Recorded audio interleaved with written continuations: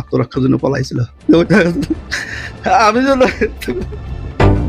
এক শার্টেই বদলে গেল পুরো দৃশ্যপট। রংপুরে 4 হত্যাকাণ্ডের ঘটনায় অভিযুক্ত এক আসামি শরীরে যে শার্ট দেখা গেছে তা নিয়ে সামাজিক যোগাযোগ মাধ্যমে তুমুল আলোচনা শুরু হয়েছে। একই ধরনের আরেকটি শার্ট মরদেহ উদ্ধারের দিন পুলিশের এক কর্মকর্তার গায়েও দেখা গিয়েছিল। পুলিশের গল্পের ফাঁক মানে পুলিশকে সন্দেহ করবার এমন সব ঘটনা ঘটেছে যে এমনকি পুলিশের গায়ে যে শার্ট ছিল আগের দিন সে শার্ট এরপর ধরা পড়েছে পুলিশ যেই 2 তরুণকে ধরেছে এই ভয়াবহ হত্যাকাণ্ড ঘটিয়ে ফেলার জন্য সেই হত্যাকারী বলে অভিযুক্ত একজনের গায়ে। মানে পুলিশের শার্ট কি করে গিয়ে আসামি বলে অভিযুক্ত ব্যক্তির গায়ে পরের দিন গিয়ে উঠলো? শুনলো না, একমাত্র শুধুমাত্র আশেপাশের লোক কেউই জানলো না, কেউ শব্দ পেল না, গিয়ে এই রহস্যের উন্মোচন হবে। এবং আসসালামু আলাইকুম দর্শক, এক পরিবারের 4 জনের হত্যা, সন্দেহজনকভাবে গ্রেপ্তার হলো 2 পুলিশ সদস্য। এই বিষয়ে পুরো দুনিয়া তোলপাড় সৃষ্টি করে দিয়েছেন। সেই পুলিশ 2 সদস্য মিলে নাকি এই 4 জনকে হত্যা করেছেন। এইসব বিষয় নিয়ে পুরো দেশে তোলপাড় সৃষ্টি করে দিয়েছেন। সেই ভিডিওটা আপনাদের মাঝে তুলে ধরবো, খুবই গুরুত্বপূর্ণ একটি ভিডিও। দর্শক অবশ্যই সেই ভিডিওটা দেখবেন এবং মন দিয়ে দেখবেন। ভিডিওটা না টেনে সম্পূর্ণ ভিডিও দেখতে থাকুন। কথা না বাড়িয়ে চলুন দেখে আসি গুরুত্বপূর্ণ ভিডিওটি। এক শার্টেই বদলে গেল পুরো দৃশ্যপট। রংপুরে 4 হত্যাকাণ্ডের ঘটনায় অভিযুক্ত এক আসামি শরীরে যে শার্ট দেখা গেছে তা নিয়ে সামাজিক যোগাযোগ মাধ্যমে তুমুল আলোচনা শুরু হয়েছে। একই ধরনের আরেকটি শার্ট মরদেহ উদ্ধারের দিন পুলিশের এক কর্মকর্তার গায়েও দেখা গিয়েছিল।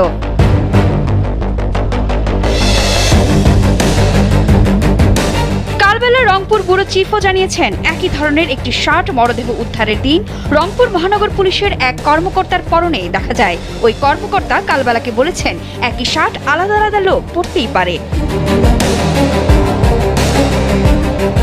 এই প্রতিবেদন লেখার সময় রংপুর ভিত্তিক বিভিন্ন স্থানীয় ফেসবুক পেজের লাইভে এক ব্যক্তিকে এই শার্ট পরে সিঁড়ি বেয়ে উঠতে দেখা যায়। তার মুখে ছিল মাস্ক। তিনি মূলত ওই পুলিশ কর্মকর্তা।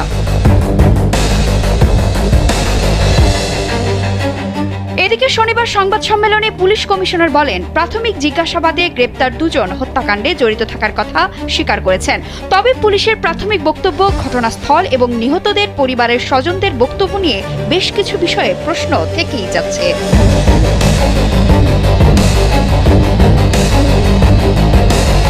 পুলিশ কমিশনার জানান জিজ্ঞাসাবাদে অভিযুক্তরা জানান বৃহস্পতিবার রাতে মুগ্ধ ও সিদ্ধার্থ এক মাদক কারবারির কাছ থেকে ইয়াবা কিনে গণপতি চক্রবর্তীর বাসার পাশেই সীমান্ত নামের একজনের বাসায় বসে ইয়াবা সেবন করেন। পরে রাতের শেষ দিকে তারা দেবু নামের এক ব্যক্তির নির্মাণাধীন ভবনের ছাদ থেকে গণপতি চক্রবর্তীর বাড়ির ছাদে যান। সেখানে ইয়াবা সেবনের সময় শব্দ শুনে গণপতি চক্রবর্তী খালি গায়ে ও গলায় গামছা নিয়ে ছাদে আসেন।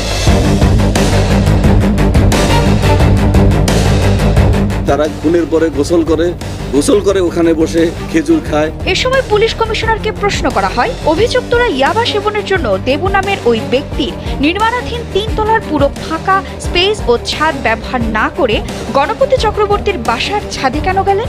জীবন অবাক না করলে কে করবে? 28% মিল্ক ফ্যাটের অবাক করার সাথে ফ্রেশ মিল্ক পাউডার। জীবন অবাক করুক প্রতিদিন।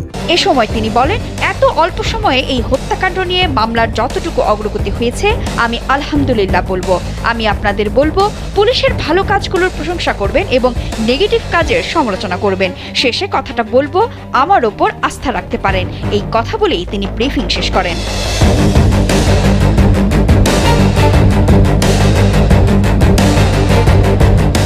সিদ্ধার্থ ও মুগ্ধ নামে ওই 2 যুবককে আটক করার ঘটনা নিয়ে পুলিশ জানিয়েছেন আটক 2 জনের মধ্যে একজন আইন শৃঙ্খলা রক্ষাকারী বাহিনীর অভিযান টের পেয়ে পালিয়ে পার্শ্ববর্তী রেশম উন্নয়ন বোর্ডের তুতবাগানে লুকিয়ে পড়েন। পরে তুতবাগানের পাশেই দক্ষিগঞ্জ শ্মশান থেকে তাকে আটক করা হয়। হত্যাকাণ্ডের পর ভবনটিতে বসে তারা ইয়াবা সেবন করেন।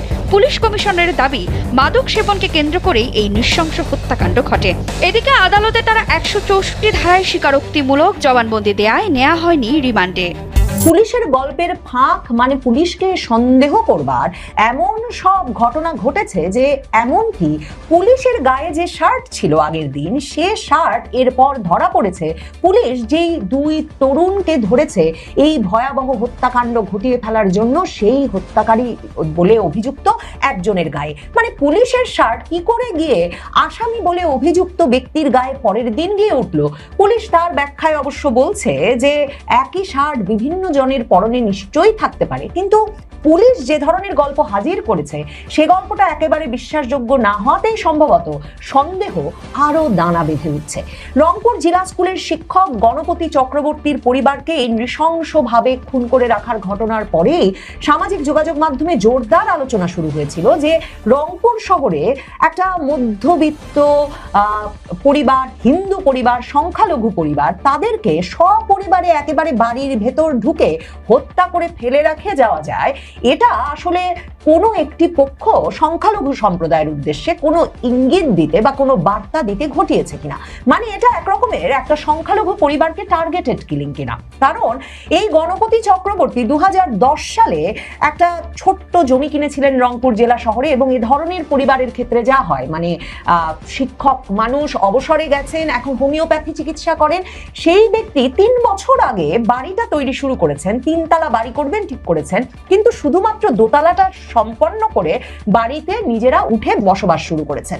এই বাড়িতে থাকা এই ব্যক্তিটিকে আসলে কেন হত্যা করা হলো, এবং যারা কারো সাথে পাচে নাই, প্রতিবেশীরা বলছেন কারো সঙ্গে তাদের কোনো শত্রুতা নাই, কোনো সম্পর্ক খারাপ নাই, এদের ব্যবহার ভালো, শান্ত মানুষ, এদের বাড়িতে ঢুকে এমন ভয়াবহ হত্যাকাণ্ড কেন ঘটবে? এমনকি পুলিশ প্রথম দিন গিয়েই কিন্তু এ কথাটাও বলে, এবং গণপতি চক্রবর্তীর পরিবারের স্বজনেরা যারা 2 দিন ধরে তাদেরকে ফোনে না পেয়ে, বাড়ির 4-4টি ফোনের একটিতেও তাদের সাথে সংযুক্ত হতে না পেরে তাদের কি হয়েছে দেখতে গিয়ে ওই লাশ আর ভয়াবহভাবে অগোছালো বাড়ি গিয়ে আবিষ্কার করেন, সেই স্বজনেরা এবং পুলিশ দুতরফেই সংবাদ মাধ্যমকে জানানো হয়েছিল যে রীতিমতো বাড়ির বিদ্যুৎ সংযোগ বিচ্ছিন্ন করে এই 4 জন মানুষকে হত্যা করা হয়েছে।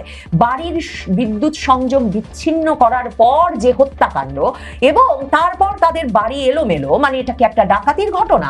যে ঘটনাই ঘটুক সেটা যে পূর্ব পরিকল্পিত, সেটা কিন্তু পুলিশও সেখানে গিয়েই প্রাথমিকভাবে পরিস্থিতি দেখেই বলেছিল, এবং সংবাদ মাধ্যমেও সে কথা উঠেছিল।